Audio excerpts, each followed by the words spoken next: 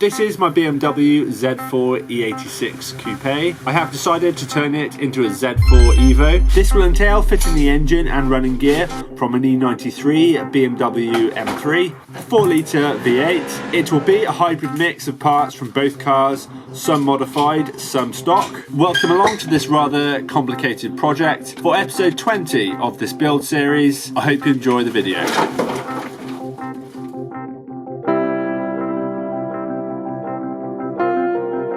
And welcome back to the Z4 Evo build. I am currently working on the X-brace. I haven't filmed for a few days. I've just been doing little jobs which I'll talk you through. However, it's pretty cold in here and we've had a lot of rain over the night, and you can see we've got a bit of a puddle in here. So I'm going to fire out the heater, which makes a bit of a noise, and I'll talk you through where we're at. With the plates all welded up at the back on the rear turrets, I have marked and cut out the aluminium plates that bolt to those points, and I have set up a rudimental wooden platform that will help hold the tube in the right position that go towards the front mounts, where the tubes will then mount to the B pillar. It's crucial I have the supports in place so they can be held steady when it comes to doing the rest of the fabrication. I need to start somewhere, so I start with the near side rear section. Once I mark this out and cut it, I can then move on to the offside. With the first tube marked out, I can trim it. Before I can cut the 45 that is the center mark, I just need to finely tune the end of the tube so it sits flat onto the plate on the turret. Due to the lengths of the tube, I have one shot of this. So if I've made it too short, then I'll have to get some more tube.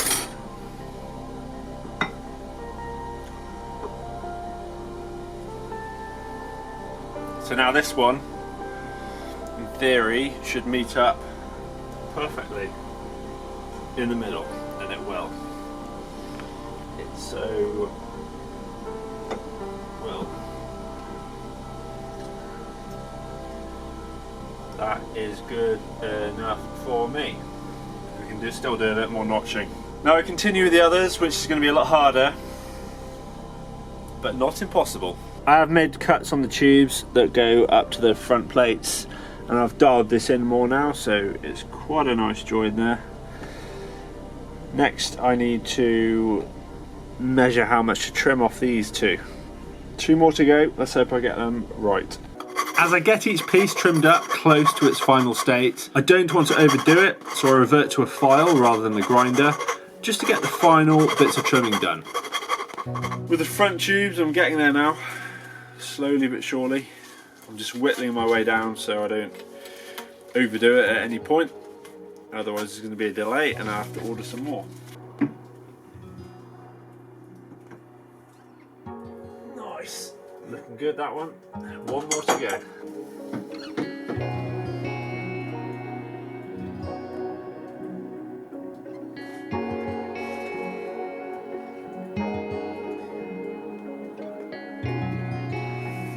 Not too far off with this one either. When patience starts to wet in, I get the grinder back out. Then I go back to doing a final bit of fettling with the file. I have now essentially got all four of them in the correct position. I need to somehow mark them up so I can get it tacked together. The more I do this project, I'm thinking the harder it's going to be to get this welded right first time to match every single bolt hole.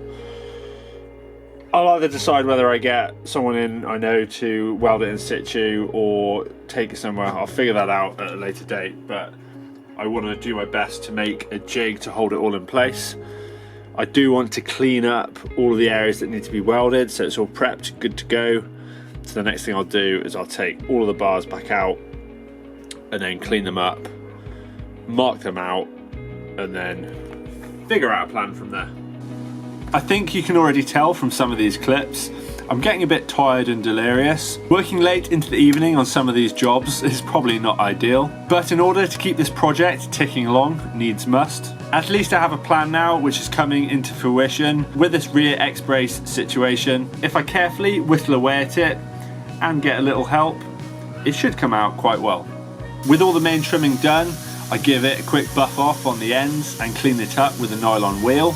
I get all the bars in place and we can tape it all together.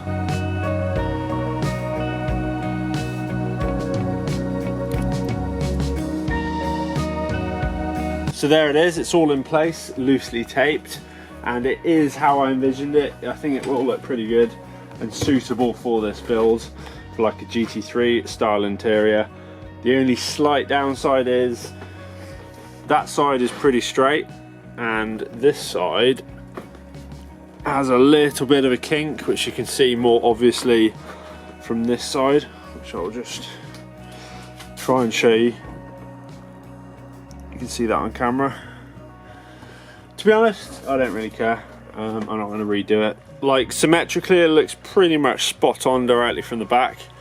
I think it will look quite cool through the window. I'll find a way of trying to fix this, and then I'll mark out, I'll put a load of reference points on all the bracketry so we can get this thing welded up. Having settled with a slightly off-angle setup, I now need to make some reference marks for the orientation of the tube that go to all 4 points of contact on the car. The plates and the tube need to be TIG welded together so they fit perfectly back into the car. So I need to take some time here to get it all right. Before I can think about getting the wiring loom in the car and testing everything, I need to figure out what I'm doing with the electric windows and the locking system. As I'm integrating the M3 loom, it won't just plug in and work naturally with the locks I have on this Z4, which is pretty clear to say. So the next thing I'm going to do is remove the door card. I'm going to see how much weight I can save also, as I don't need those speakers, and yeah, we'll find a way to save a lot of weight in this door, hopefully. This door card is already very much perished, so I don't really care too much about the state of this bit, as I'm hopefully going to improve it anyway. Regardless of whether I'm keeping some of the door card or not, I want to take this apart the best I can without breaking any of the plastic clips.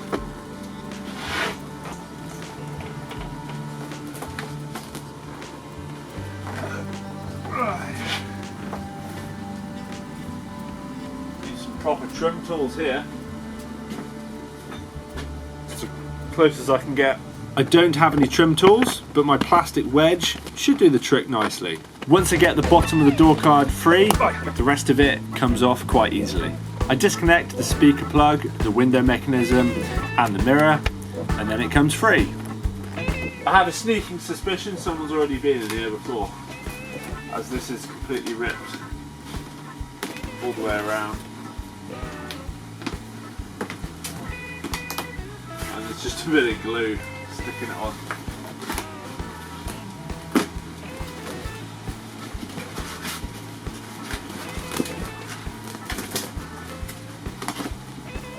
It's a good sign. E86. How the heck are we going to do the electronics? I'm going to be perfectly honest with you. I'm working this out as I go along. I haven't decided exactly what's going to be kept or thrown away, but to force me on some of these decisions, it's better just to crack on with it. I start by removing the speaker and the door card, which I know I'm going to do away with. Everything needs to be thought about when it comes to saving weight. Out it comes, and then I focus on other things I can remove from this panel. I have some modifications I want to do for the design, especially with the leather and the stitching. I'll update you on that as and when, but for now I'm just going to focus on general weight we can lose from the door card, and obviously think about the electronics. With this door card, I've now decided what bits of trim I'm going to change on that top section. Have a good idea for the colour theme, etc.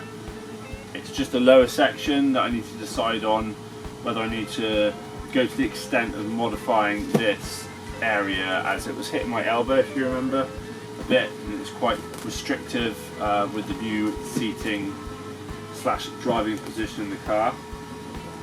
So that is something I need to figure out, and I want to keep the buttons in exactly the same place. So I might do something from sort of there towards the back. Yeah. To get it to look nice in OEM, it's going to be tricky. And on the theme of interior trim, I've got a bit sidetracked with the dashboard situation. I want to put the M3 Speedo, the clock cluster, in this dashboard, which is from the Z4. Doesn't fit. Now I think from memory one of you guys suggested maybe cut the top off the M3 dash and splice it into this one. Now, it potentially could be a possibility. I've just made a template of the top surface. This is all rough, of the Z4 dash, based on the split line being this. When I place that on top, and then I'd go split it off there, or near enough, it could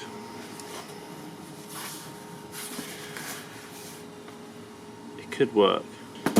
Lots of questions though as to how far we trim down, and then the gap between the lower part of the Z4 dash and the top part that I'll put in from the M3, it'd be the join, essentially would be the trim panel that goes across the front. I would have the iDrive unit that's completely obsolete. I might find a good use for that, possibly. Worst case scenario is I cut both dashboards up and then I buy a second-hand Z4 one and we're back to square one. Weighing up my options here. If I want to keep this material on top of the dash, which I do, yeah, or do I get it trimmed? Lots to think about with this. Yes, lots to think about indeed. There are quite a few elements I need to think about so it all matches up in the final design. But when it comes to the dashboard, and more importantly the speedo, I need to make sure I can see it roughly through the steering wheel and the new setup for the driving position. That being said, I get the dashboard inside the car. Then I can get a better understanding on the best route forward for this dashboard. Before I commit to start destroying more BMW parts, it makes complete sense, I think, to check that the block can actually fit into place with the dash support, because I think the M3 one is a lot deeper than the Z4.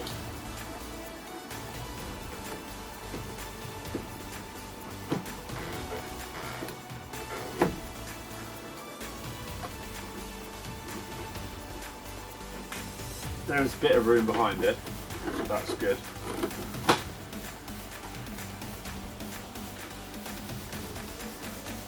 I also want to check the height. If the dials don't fit that well, well, the main concern is visibility of the dials through the wheel. So I'll get the steering wheel on. I'm just going to guess my seating position because I don't have the seat. Yeah, this is my big prediction issue. Yeah, dials, the steering wheel is right in the way.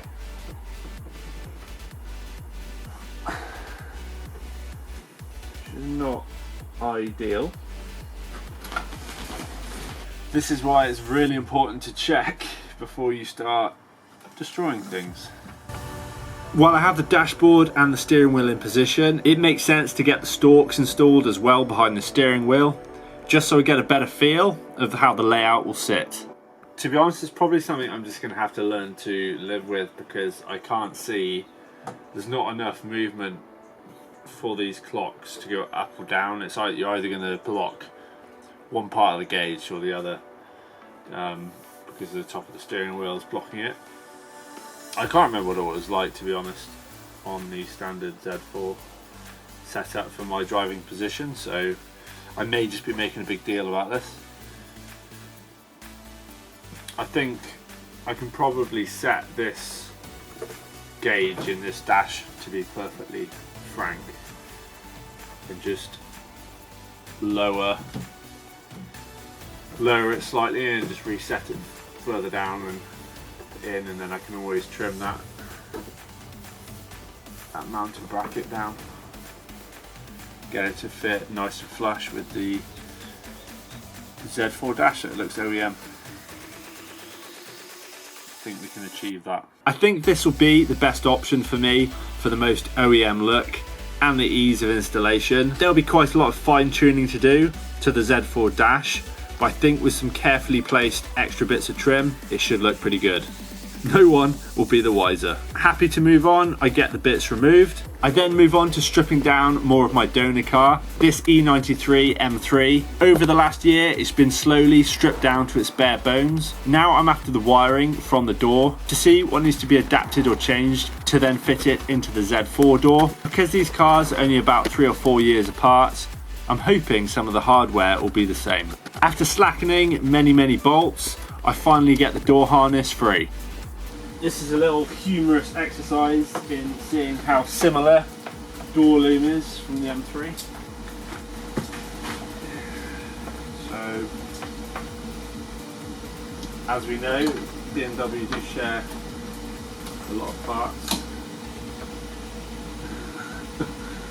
of which the main plug is not the same. So that's a good start. Let's see if the window motor is the same or not.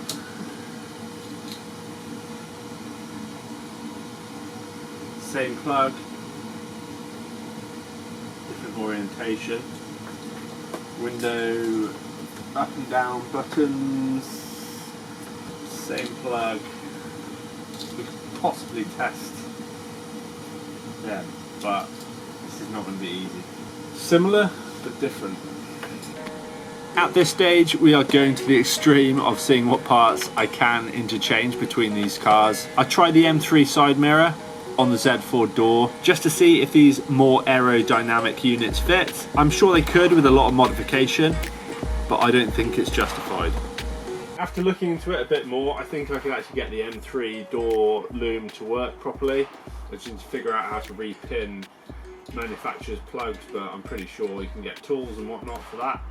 There aren't too many wires that are different, and the main thing is the controller for, well, the plugs that control the windows and the regulator, the motor, and the lock, the main lock plug, which is down there, is the same physical plug. So if I can just rewire it, it should work well. That's something once the loom is in place we can test though. We can loosely plug it all in, hopefully not set fire to anything, see what works and doesn't work. There are a few additions to the M3 one though. There's a few extra sensors and things in the door itself, so that may play up the mobiliser and all that kind of more complicated stuff, but I'm glad I've tested just to see physically how different the two looms are. Now I have some good daylight, I can move on to the modifications I need to make to this Z4 dash. I need to focus on the area where the cluster's going to insert into the shroud. I need to make it bigger overall for the M3 unit to fit. I also need to not over trim it so there aren't any gaps when it comes to final fitment. This is a messy job, so I'm glad I'm doing it outside. Every few minutes or so I test to see if it fits so I don't over trim. It's not far off now. Just needs a little bit of encouragement, possibly a bit more trimming around the outside. Fix it into place with just a couple of screws up in the OEM place, and then come up with some nice side plates, and then it will look reasonably factory. Now the big decision is to decide whether I trim this top flange down. I think the right answer is yes, I need to. So it tucks under the outside edge of the dashboard itself. The plan, once I've trimmed this edge off, I can recess the holes where it's going to screw up into the dashboard, so this can fit flush to the underside of that shroud. There is certainly no turning back now. I'm committed to my design. I better make it work. Okay. Trimmed up, roughly into shape. Still have a lot of fine tuning to do. However, pretty good. I may have got a little carried away with this job, but I'm trying not to overdo it and completely destroy the progress I've made. But you can see I've made a little recess which this lip sits into, because the shape, or the reinforcement rather, on this top shroud, I can't really use the OE bolting points, so I'm just going to put one self-tapper screw them on through the center when it comes to installing it, because there's a plastic support behind it which it will screw into nicely. So a little black self-tapper there, and I can put the caps back on, those covers on, and it'll look quite neat. And then it's just a case of deciding on side plates and final trim, but that can be sorted out further down the road. Moving swiftly back onto the door, I not only need to modify the loom, the wiring that goes into the door skins to make this work with my swap, I need to also think about the actual locking mechanism so the entire M3 loom will work nicely with the hardware on the Z4. This means I need to swap some more components out. As a starting block, I need to take some components off the Z4 so we know exactly what we're dealing with. To bring you up to speed, I've been away for a couple of weeks now with various work commitments. This build has been neglected and no work's been done for a few weeks, and to be honest, at the moment the jobs that I'm doing on the car are not particularly interesting for you guys. However, my thoughts are I want to try and think ahead a bit, a few steps, to iron out any potential issues. Now, a few of the bigger ones are the electrics. Safe to say I want the doors on the Z4 to lock, function properly with the M3 loom, and that means I'm probably going to need to fit the mechanisms from the M3 into this chassis. I'm slowly disassembling this area, and I need to see how the M3 lock is going to fit in this door, see if it's even possible, to be quite frank. Following that, I need to get the pedals sorted out. Thankfully, there is good progress on the dashboard, so I'm pretty sure how that is going to look and work and fit. I haven't had the X-brace welded yet, I'm working on that. Don't mention the prop or the diff because there's been no movement on that either, which I need to chase up. With all that said, I am going to carry on filming, but it's going to be jumping from job to job. It'll be a bit here, there and everywhere, but as you guys know by now, all the small jobs soon add up, and before we know it, this thing's going to be running. The issue I'm dealing with at the moment is I ideally want to get the window pane out, but the bolt that holds it into the frame on this side is about there, and it needs to go all the way down to the access hole. I don't have an easy means of powering it up, and I'm unsure whether I'm going to get to the mechanical parts that I need to get to with it in situ. Worst case scenario, I can just drill a hole to get access to it. Be a nice bit of weight reduction as well. We shall see.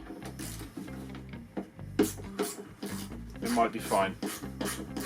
And not my favourite things to work on doors. Watch it all drop out now. There's movement from the back.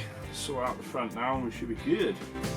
At this moment in time, it's a classic case of trying to cut corners to save time, and then you always end up wasting it. As I'm trying to fit the actuator and door lock mechanism past the window regulator mechanism with the glass in situ, it's never going to happen, and soon I'm going to find that out. I've managed to get it loose and it's rattling around inside. However, I don't think it's going to clear it, but I think I can get to the bolt now if I'm clever. Behind there, I should be able to get my hand in just to undo it from the back. Well, turns out I didn't have small enough hands, so I've gone for the weight reduction approach. It's in a flat part of the panel, so it hasn't lost much strength at all. And now I can get to the bolts.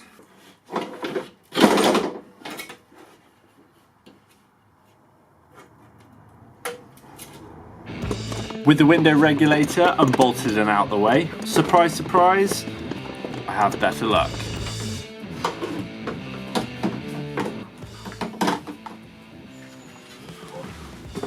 This is what we wanted.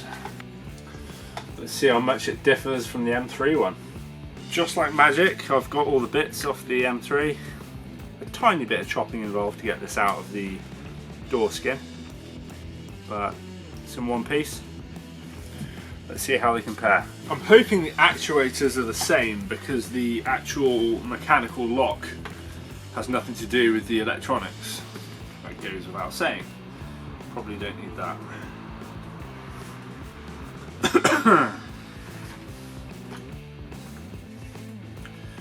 Oh, hello. Oh, it's looking pretty good. The mechanism itself looks pretty much identical. Plugs are very similar, as you know, and the width. I can see how it's going to fit in the door. The only thing I can see is this little flange on the rod is present on the M3, not on the Z4. But if it's fixed in place, as long as it's the same head, which I think it is. Right, let's just find out. It's safe to say when I started this project and I first got the cars, I wasn't thinking I'd be doing things like this. But I guess that's what makes it interesting. Oh, that didn't break. That one broke. Oh, this one's already broken on this side. Awesome, so I've got the M3 actuator connected to the Z4 handle mechanism. It seems to latch into place. Ultimately, let's find out. Let's try and get it back in the door. If I can pull this off and it works electronically, which there's no reason it shouldn't, this is going to save me a lot of time. And on top of that, if I can get the boot lid to work in a similar manner, we'll be laughing. As I install these parts, I bear in mind how old some of these are, so I really take care not to overstress anything. I don't want to snap anything unnecessarily, so in this door, less force, the better. M3 door regulator is bolted in. Let's see if the latch is the same. It looks the same. Ultimately, we can shut the door and see if it opens. That's really good news. It'd be a nice clean loom change if I can get the window mechanism and everything else to work. Nice. It just means the mechanical unlock will be the Z4 key. The M3 has only got a fob, actually, it doesn't have a physical key. Unless they're inside the key, I can't remember. Anyway, let's see if it opens. I've reattached the handle. Here goes nothing. Nice. Sweet. I think we've cracked that puzzle. That's really good news. Very pleased with that result.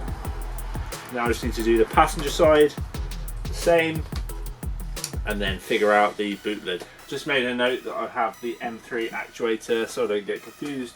I've also labelled the Z4 one up. It's nice to know that's just pinned correctly for the locking system. Unfortunately, we do have some differences on the plug, as I seem to remember before. I have confirmed my suspicion. I don't know if the regulator is different. If I can do a straight swap on the regulator, again, like I did with the door actuator, then that might be a possible way forward. We have some progress. The X brace at the back here has been fully welded. Thankfully, I found someone kind enough to come out and weld it up in situ, so it fits perfectly still. There's not much warpage.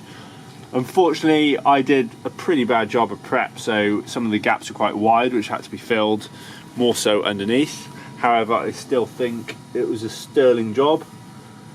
Really nice welds, so I'll be happy when that's powder coated and on display. This is the M3 boot lid latching system. It's got two opposed to one, so it's a different design. This is big, heavy, bulky, complicated. I'm hoping I can think of a way around this so I don't have to use... I want to trick the sensors really and then still retain the Z4 lock. I think that probably makes most sense, but I need to do a bit of research to find out if that's even possible.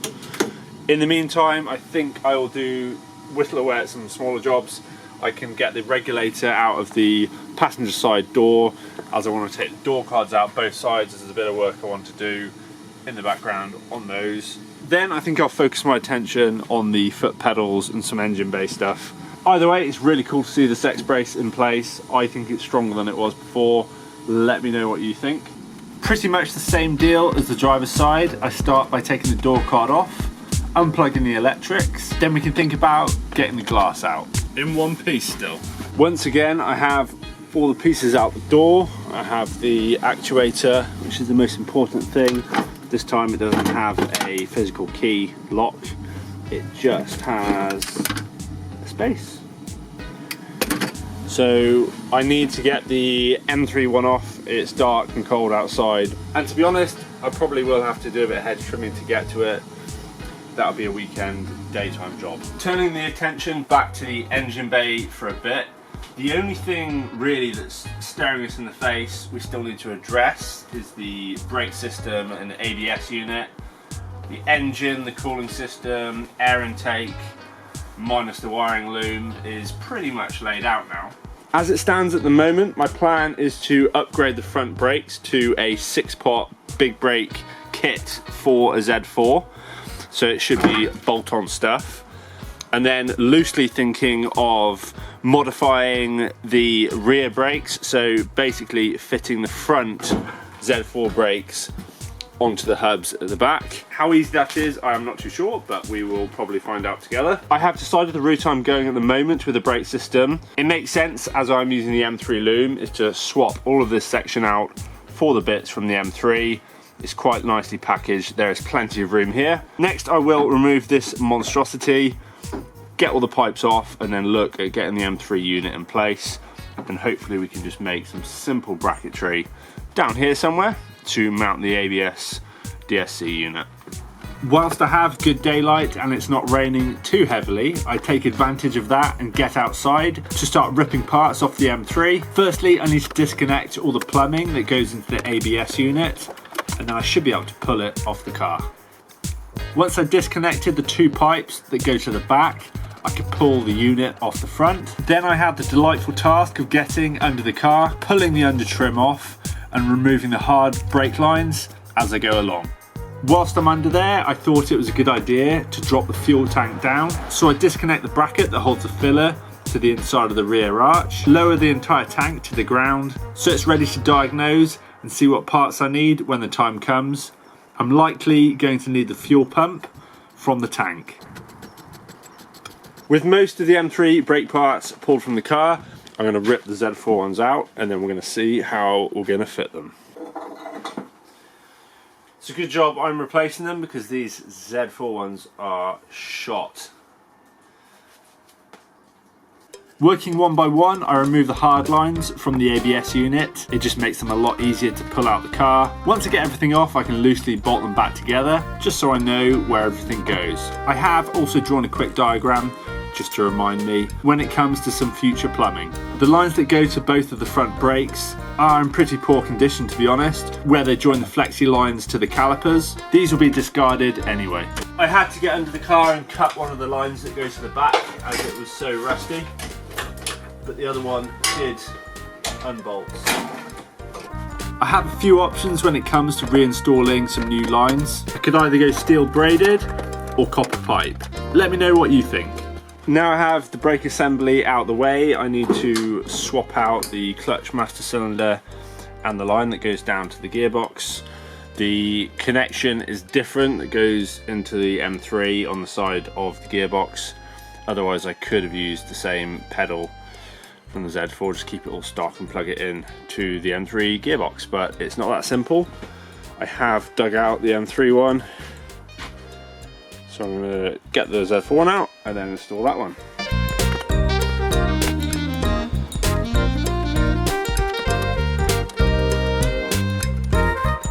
M3 one, Z4 one, I'm pretty sure the cylinders are identical.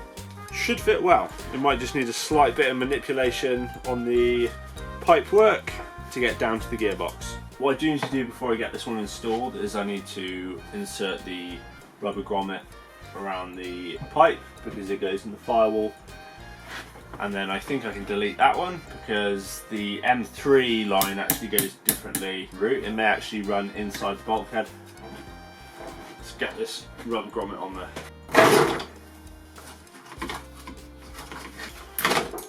Oops, that's the M3 one, Z4 one. Hopefully you're starting to see now how having two complete cars to do a build like this is really advantageous. Imagine if I only had the Z4 and say an M3 engine, and then I had to acquire all the other bits and auxiliaries to go along with it. Trying to find them all and buying them individually would have been a proper nightmare. Get rid of this as well, same deal.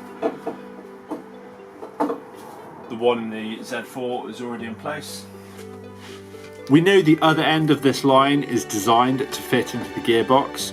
That side under the car won't be an issue. The problem I might have is getting the plumbing orientation to work through the bulkhead and then fit into this slave cylinder. There's only one way to find out. We're just going to have to try and fit it. I now have the hydraulics connected up to the gearbox and the master cylinder. I think once I get the grommet in, I've done a bit of tidying up with a pipe. I can probably get it a bit closer to the firewall just with some gentle twisting without cracking anything. I think that job's pretty much done. I'll try and update you on where we're at with this brake clutch system. This is the Z4 assembly, but I've managed to fit the M3 brake pedal to that assembly. And the main differences is where the brake switch picks up. On the Z4 brake pedal it's that side, on the M3 one it's that side. I should be able to modify and adapt it. The actual switch, I believe, is the same between the two. I do have, yeah, that's the one from the Z4. It's the same switch. And the only other issue that I'm currently having is I need to elongate that hole because the hydraulic line for the clutch, the shape of it isn't right and it doesn't marry up perfectly to bolt to the frame inside the car, so I just need to elongate that hole, bring it over a bit, and then we'll go for another test fit. To start with, I'm going to bolt it to the firewall so it's held in place and have a good reference point of where it needs to be. And the mods I need to do here are drill holes on the opposite side because on the M3 one it's just crossed, so it's just a different bolt pattern. No big deal, but the beauty of having the brake pedal from the M3 is that in theory it should fit straight to that. Don't worry about all those.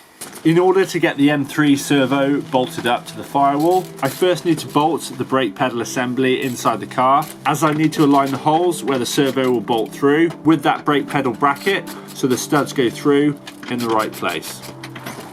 After a fair bit of clutch hardline manipulation, it's kind of in place. Well, I've managed to get that one in. It's not perfect, but it should be good for now. Until we get some more stuff in there, I don't know if it's going to be good or not, but to get that angle to manipulate the different shape was quite tricky, and to get the rubber grommet in, but it's in there now. It's connected to the cylinder. So in theory, with a bit of a bleed, it'll work. With that sorted for now, I can move on to the brake servo. With my caliper, I just check the PCD of the studs. After marking it out, I can just simply drill the holes through the bulkhead. By starting with small pilot holes, I can check inside the car and make sure that I've got it central, as the hole's already pre-drilled in the bracket. Yep, it's looking good. Don't know if you can see, but I am confident it's in the right place, so we can get it fully drilled out.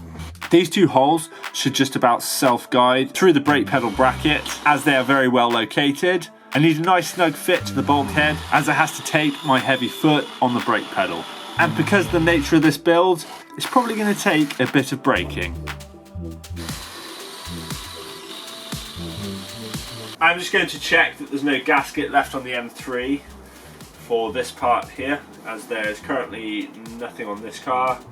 And I'm also going to take this pin out so we can get it onto the pedal. There's nothing that I can see let's get this thing on. It's a bit tight. Yeah, I think I'm going to just widen the holes ever so slightly so we don't get any issues with the threads. Now we have fitment looking good. To get it completely flush up against the firewall, I need to do a bit of trimming on here. I pulled the insulation back enough so I can get a knife in there and cut a relief line around the mounting point. This should allow the unit to fit nice and flush against the metal. The servo is now fully bolted in and both of the pedals are connected up. So we should have a clutch and a brake pedal. That's a bit of a concern though. Okay, all right, let's figure that out. Just when you think you're getting somewhere, there's another thing to sort out. Going off the accelerator position, we know that is the same as the Z4, even though we're using the M3 pedal, and that pedal is retained on the Z4, so that is the position of the clutch, which is just kind of feels about right. And then brake pedal is the big problem. We may have to think about profiling this, modifying it. Yeah, okay. Not quite as simple as I'd hoped. I've come up with a new plan and it's simply reverting back to using the Z4 brake pedal, and I need to modify it. What I need to do is make a hole where that dowel is, so I need to cut that off and then bore it out, and I can probably remove the insert from the M3 one, so I can sleeve it exactly the same and then it won't wear away in that bracket. And I also need to make the pedal the right thickness, so I'll have to pack it out because that one's thinner than the M3 one. You may be thinking, why go through all the pain of modifying these parts? I could just go for a standalone, more motorsport style setup. However, I keep saying I want this more of an OEM road car spec. Bearing in mind I'm going to have a big brake kit on this anyway, I want to do what I can to keep it as OEM when it comes to brake pedal feel. With the ABS units, it makes sense to move the mounting bracket from the Z4 onto the M3 one, because they're pretty much the same unit, and then it means I can just use the factory position potentially, because most of the brake lines need to be custom made anyway because of the different layouts.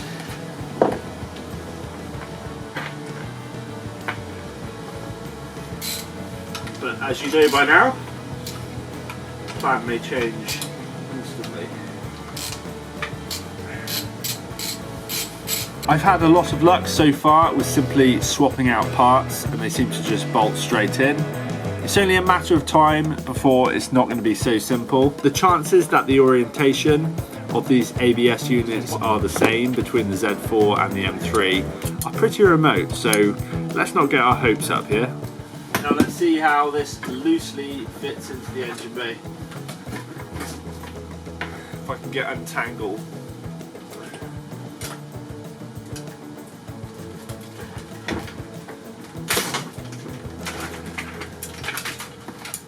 Before I can even get the unit and the pipes into place, it's obvious that the mounting bracket is not going to work. No doubt I'll need to make something custom. This ABS unit from the M3 was sitting much higher in the bulkhead, so the design of the pipes effectively are going to be wrong because there's a step in them and they're going to sit and foul the gearbox. The bends are so sharp, if I try and manipulate them, they're just going to crack. So what I'm going to do is use the lines that go into the servo, because I can keep them the same, so I can not modify them, screw them straight in, and then that will dictate the height that this unit is going to be mounted into the car down here, and then we're going to make up the rest of the lines from scratch. With all that said, I can now unbolt the lines that I don't need. One by one, I remove the hard steel brake lines from the ABS unit. This should allow me more flexibility to see where this thing is going to mount. Careful not to spill brake fluid everywhere, I loosely fit it into place. think it turns out I can't just use these lines either. It just doesn't line up with the design of the engine bay layout. Not a problem. We just make more custom lines.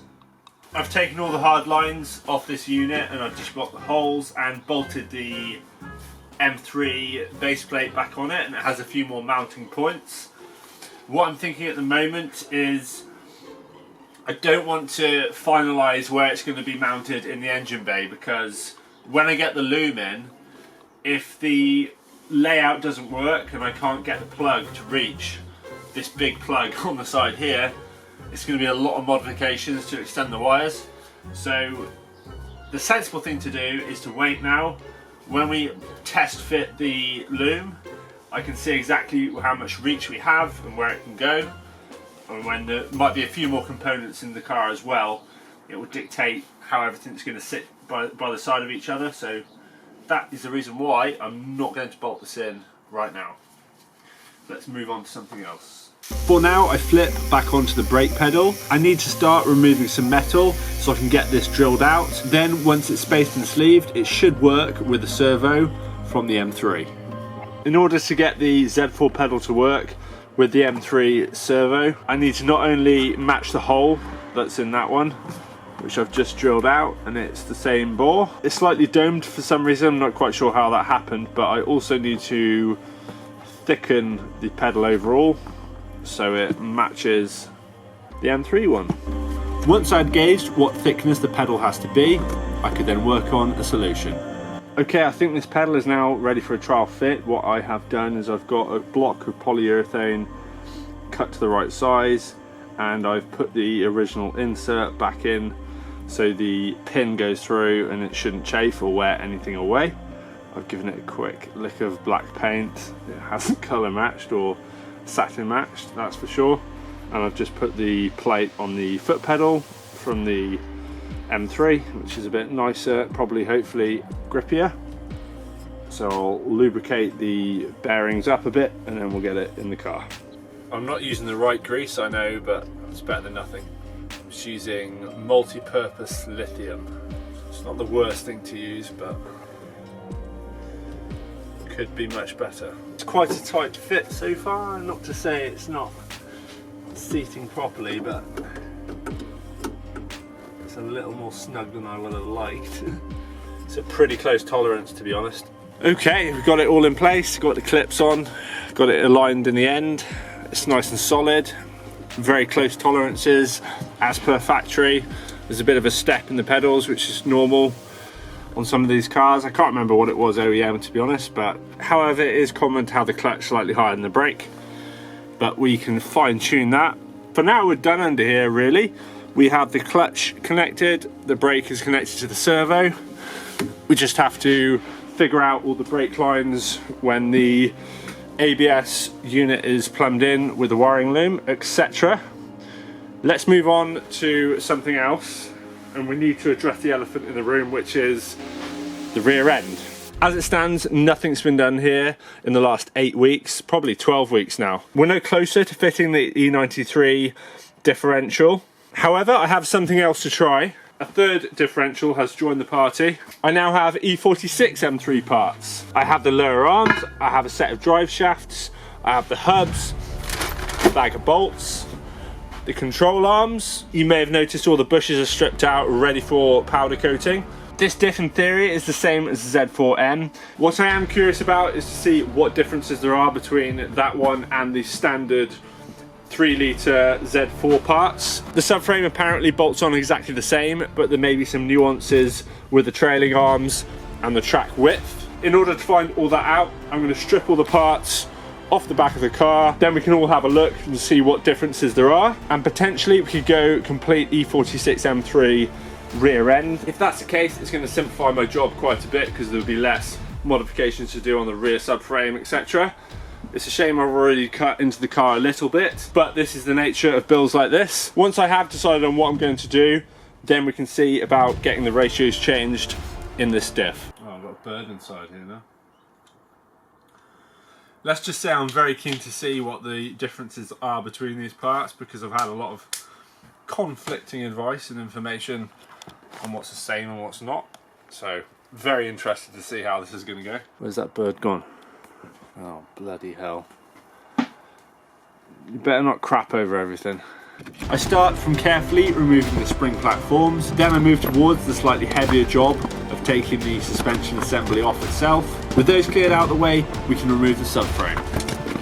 Now, in theory, I've been told by numerous people that this E46 M3 subframe diff carrier will fit straight on. The issue I have is I don't have any bushes in, so I'm just going to have to eyeball it for now just to see if it aligns, and then I can take some reference measurements off the one I've already chopped up a bit and see what's different. It looks very much the same apart from the rear side, so the diff mounts either side at the back, and then at the front, instead of having two mounts that are built into there, we just have one on the side.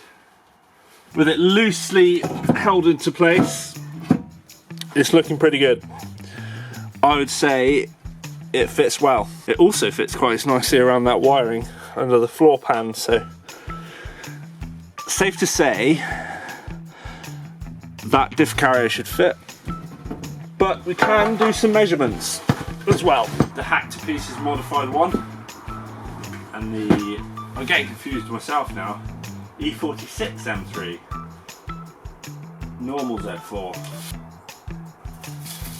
I mean, I'm just going to say it's the same, and I think as long as I use some of the other M3 parts, move on to some other parts. The Z4 top arm, or the spring platform, the E46 M3 platform, I can't see any real difference at all. I'm going to say that I think there's an overall length difference, ever so slightly. So the E46 M3 is slightly shorter, but that may account for the hubs. If the hubs are bigger, so the trailing arm with the hub, that's slightly beefier and bigger on the M3, then it's probably going to compensate for that. That's something to take note of. That one's shorter than the Z4, ever so slightly.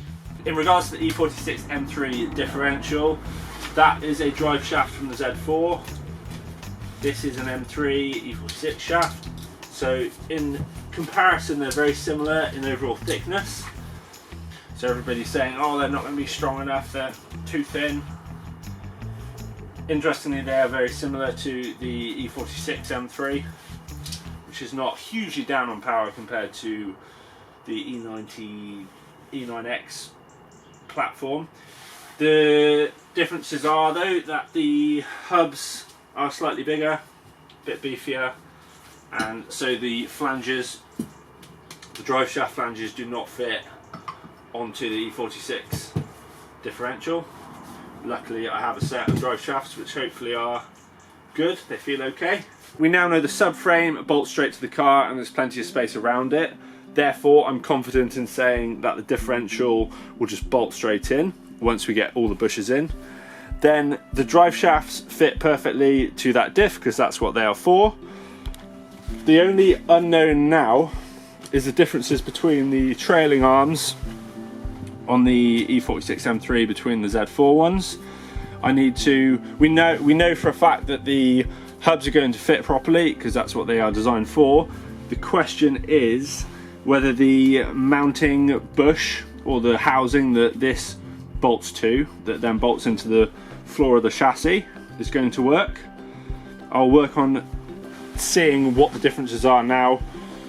I'll probably have to take the mounting plate off one of the Z4 ones, and then we'll find out whether this whole assembly will work.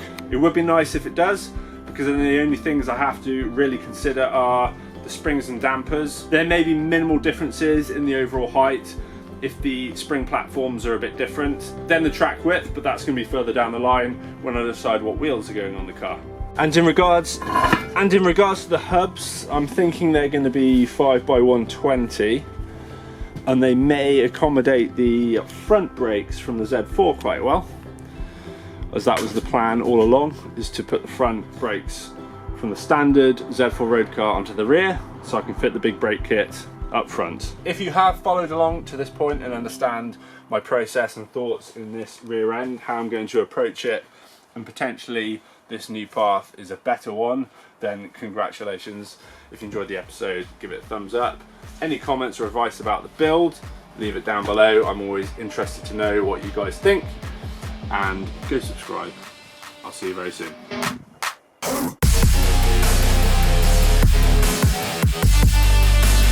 Oh yeah, I tried TIG welding for the first time. It's a lot harder than it looks.